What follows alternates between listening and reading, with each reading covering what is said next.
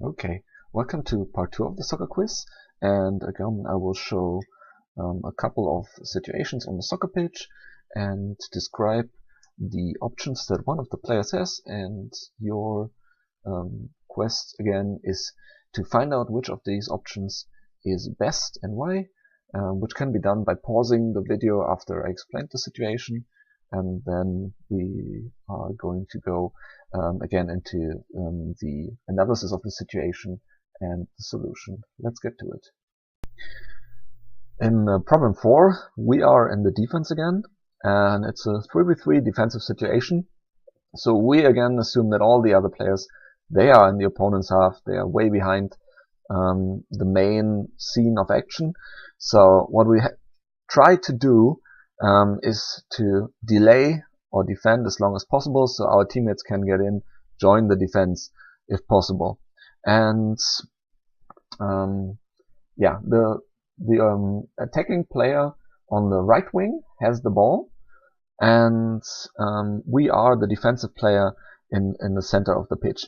And yeah, I could have not given basically where this attacker is going to run, but it's fairly obvious. This attacker wants to get into the attack, and in order to do that, in order to add to the attacking options of his own team, he has to run in front of goal. So he's gonna run in a straight line towards goal.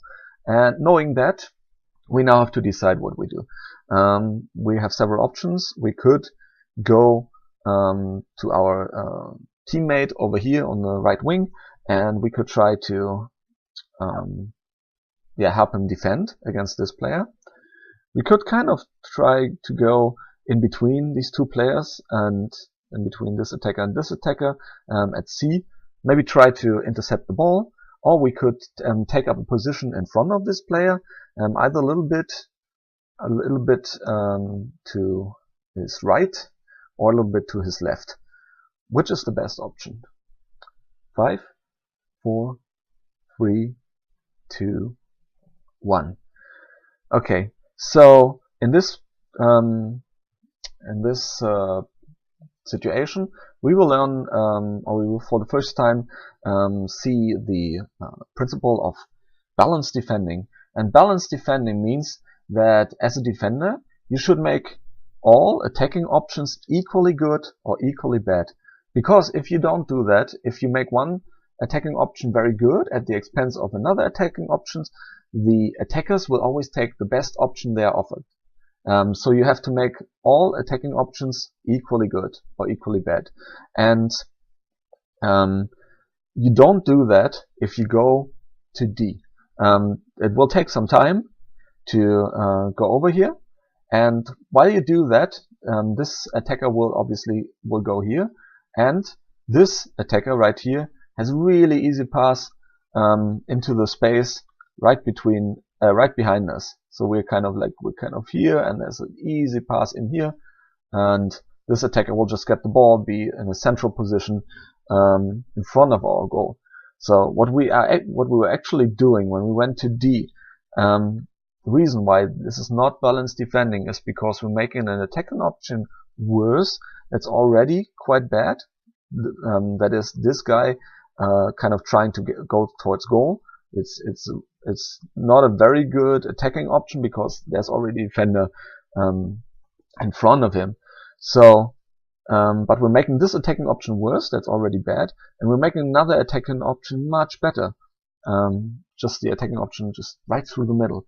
So, in order to defend balanced, we have to defend this player here. We have to stay in the center, and we have to defend this player. So there's these three options, C, B, and A, how to do it. You could go to C, but C is very risky because you're fully booking on intercepting the ball when it comes in, and that is a hard thing to do. Because if you run into a position where you can intercept the ball, you have to kind of turn to this player and look where the ball is, and this player is free to run in your back, and you won't know where he is. So he could just stay a little bit up the pitch and get the ball basically in front of you, like this, or he could try to run behind you. You could try to run into a position like this, and let's say you stay a little bit up too far. You stay like here maybe, and he just runs a little bit behind you, and you just get this in here. It's really hard for you to foresee this, because it's hard for you to track where the defender is behind you, and any little movement, any little quick movement of the attacker, I mean where the attacker is behind you, any little movement of the attacker in the middle or the attacker on the side will throw you off and will make an easy pass, even just into the space behind you. Really good for the attacking team. So this is highly risky to go for C. So I would rather recommend that you go for a little bit more of a solid, a little bit more passive defense, by trying to get in front of the player and actually trying to drop deeper to A or B, where the space behind you is much lower. If you're at B, the space behind you where the ball can be played in is much smaller than if you're at C, right? The attacker can just, the space behind you is much bigger, so there's much more room for you to be outplayed with just a simple pass into your back. So it's either B or A. That's the best position. And there are subtle difference. I mean, you could just go right in front of the defender, and I wouldn't mind that. But let's just talk about if there's an even better option.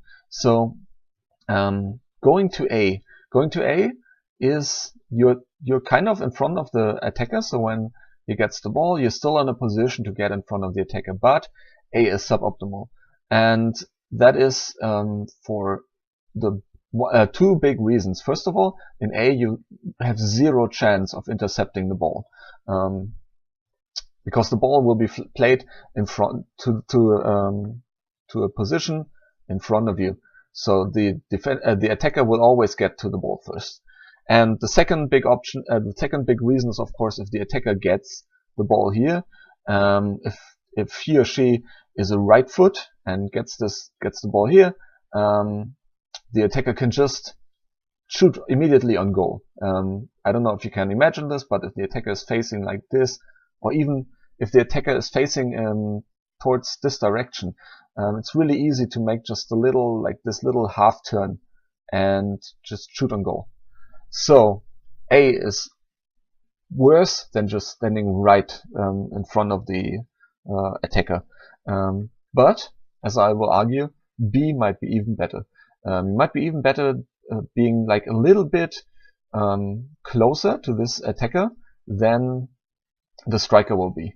And that's for two reasons.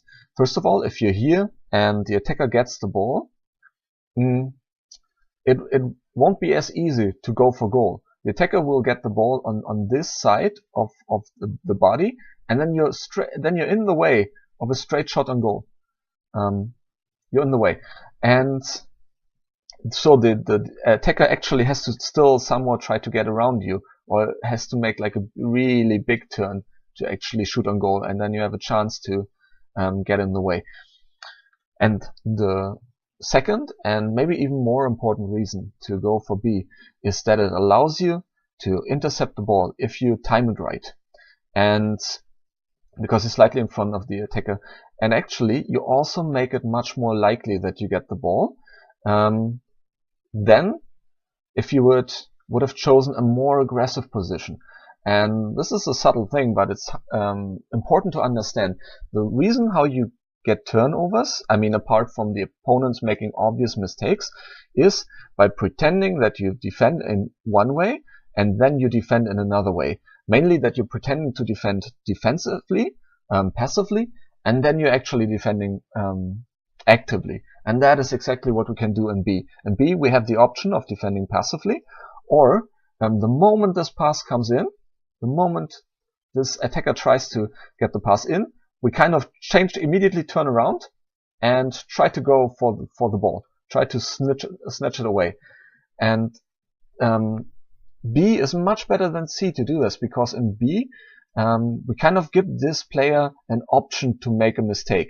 If we're at C, it's really obvious that we're trying to intercept the ball, so the player will be quite aware of this possibility. But if we're kind of running here, and if we're still in the process of running here, this player might assume that we're not ready to intercept the ball. So we're actually kind of tricking this player, and B gives us the option to trick this player. So that's why also turnover is one of the topics of this situation.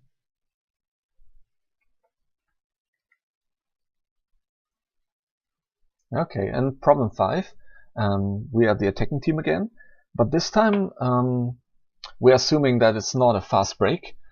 As you can tell, there's already 4 defenders in quite far back, and maybe we assume there's a 5th defender here and maybe another attacker here. So it's not a fast break. We're trying to get into a controlled attacking move, and how our middle player decides to start off this attacking move is he sees that he has space, so this player is running at us basically. He's trying to run to the position that we are currently at. And now we have the option of doing several things. We could just try to hold position here. We could try to kind of sidestep our teammate and kind of go to the wing, try to open up a passing option there. We could kind of try to go into the center behind the central defender, or we could kind of try to go a little bit deeper into the opponent's half, but try to drop like between these 2 defenders here. Yeah, so which is best? 5, 4, 3, 2, 1. So since this player is running at us and he's obviously running at the position that we're at, there's no way we stand here. That would be against the principle of efficiency, first of all, because again, we're not adding anything. If anything, we are actually undercutting our attacking options by disturbing our own player right here. So we have to get out of the way, and we're not going to the lower part of the pitch because there's already a teammate there. So that would also be against efficiency. We would go somewhere else where another teammate is. So we go to the upper part where no teammate is, and we could go to B. Where we would open up a permanent passing option to the wing. So that would be okay. It would be better than staying at A. It's not terrible, but we have better.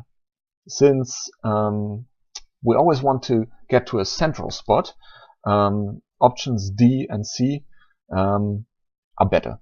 And the problem with D is relatively obvious, again, because D makes it stand in the ball shadow of the defender of the central defender here. So we could go to D, kind of hoping that there's maybe a pass maybe to this player, and then this player passes to us. So D is also not terrible, but now if we go to D, we leave our central player with only 1 passing option. You can now only pass to this player down here, so that makes defense much easier. And since we want to keep our opponents guessing, and since we want to make defending hard for the opposing team, we should open up a lot of passing options for the player who's on the ball right now. And so the best option is to go to C.